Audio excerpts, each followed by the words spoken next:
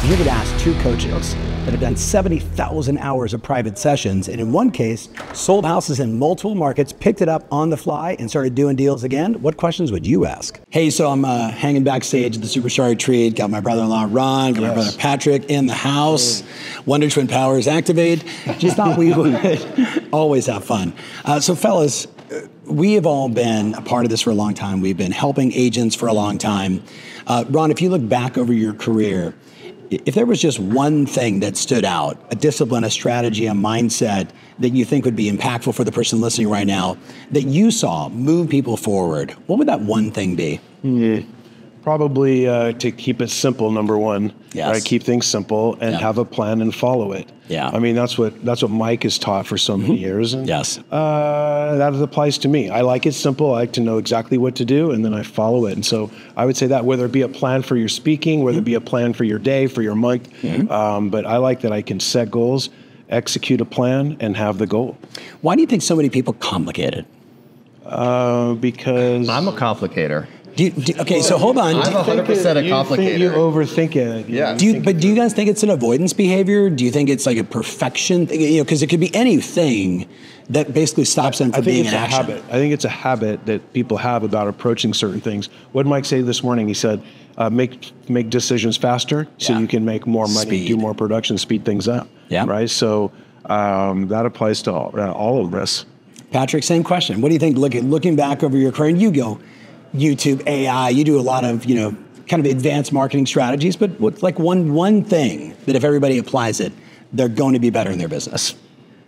I think for me, and my vantage point was really understanding, like, what does it mean to have confidence, and then the relationship between confidence and competence. Yes. So, for me, like, my background as an athlete, it's like, I really wanted to work my butt off so that, like, when I was in the game and I was in performance, I had the maximum confidence. Yes. And then, as your skills go up, then all of a sudden you're like, okay, now I can actually take a game over. Yes. Now I can be the person that says, hey, give me the ball and I'm going to make this happen.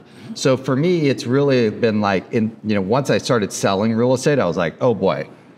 My confidence of the market, the product, I already knew what to say. I already had all the marketing tactics in the world, the prospecting strategies in the world. But for me, once I understood the market really, really well, now I'm like at an open house and people are like, can I have your business card? Yeah. Or I'm talking to a friend and they're like, what do you think's happening with the market? And my answer, and then they're like, oh my God, like, can you come talk to us about the sale of your home? Yeah. So for me, in this last couple of years, it's just been, how do I just get someone the maximum confidence? Yes. Right? Not just, scripting, but also market or technology or whatever it is. Sure. Whatever it is for that person. Yes. Like, I just want them to be, on fire. They feel really good about what they're doing and how they're doing it. I love it. So it actually brings up an interesting point. You and Michelle, my little sister, have moved from San Diego to Vegas, back to San Diego to Vegas, back to San Diego. He sold in 2 markets. Right. Yeah. But you've moved multiple times and were able to,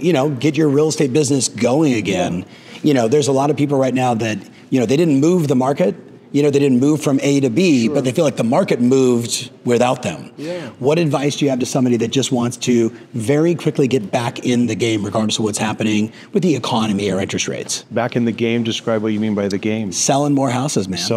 Yeah. Well, that game. Well, what I'd advise is that people know exactly what to do and exactly what to say. So it doesn't matter where you are. The markets that I've built my business in, it was simple because I know exactly who to call and I know exactly what to say, and all I need is a map of the town and then my script that I'm going to use. Yeah. And that's all I really need. You can take me here and put me in Vegas. And so, Tom, when we moved to Vegas the first time, I had only visited this town twice to party.